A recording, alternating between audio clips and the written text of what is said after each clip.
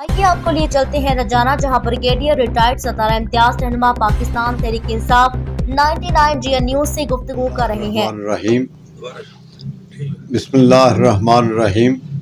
मैं ब्रिगेडियर जावेद अकरम मौजूदा इम्पोर्टेड हुकूमत के इंतकामी इंतज़ामात और इंतकामी कार्रवाइयों के बारे में बात करना चाहता हूँ। मैं चंद दिन अपनी अलालत की वजह से आप में हाज़िर नहीं हो सका। मौजूदा हुकूमत ने साबिक़ वज़ीर आज़म के ख़िलाफ़ 74 पर्चे 3 सूबों में दर्ज करा के मेरा ख़्याल है कि पूरी सियासी तारीख़ में एक नया बाब रकम किया है। ये सिर्फ चाहते हैं कि किसी तरह PTI और इमरान खान को सियासत से अलहदा कर दें, जो कि हो नहीं सकता।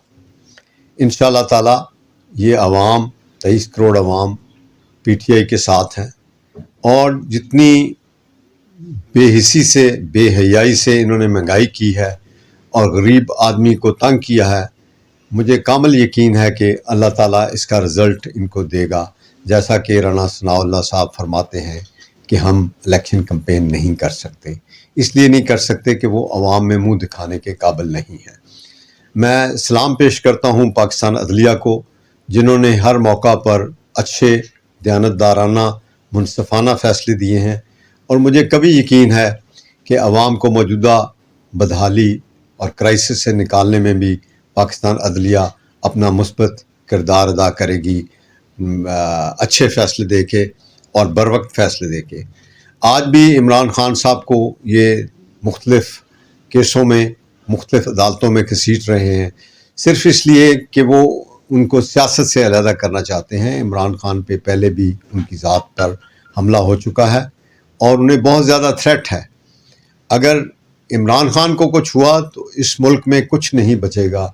ये सब जो अदारे हैं उनको क्लियर होना चाहिए कि ये मुल्क खड़ा है सियासत के ऊपर, आइन के ऊपर, और आइन का तहफ़्फ़ुज़ जिस तरह पहले अदलिया ने किया है और इमरान खान कर रहे हैं, ये अपनी मिसाल आप है। मौजूदा बददियानत हुकूमत जिस तरह इलेक्शन से फ़रार चाहती है और भागना चाहती है, वो कुछ भी नहीं होगा सिवाय बदअमनी के और आइन शिकनी के, और जिसकी आखिरी शक्ल खुदा न खास्ता अल्लाह ना करे इस मुल्क में खाना जंगी होगी। मैं अदारों को ये तंबीह करना चाहता हूँ, बताना चाहता हूँ कि अवाम इस वक्त पूरी तरह इमरान खान के साथ खड़ी है और चार्ज खड़ी है। कोई भी हरकत ऐसी की गई जिससे इमरान खान की ज़ात को ख़तरा हुआ तो अवाम सबसे पहले उनके आगे आएंगे, और इंशाअल्लाह ताला हम किसी भी कुर्बानी से दरेग नहीं।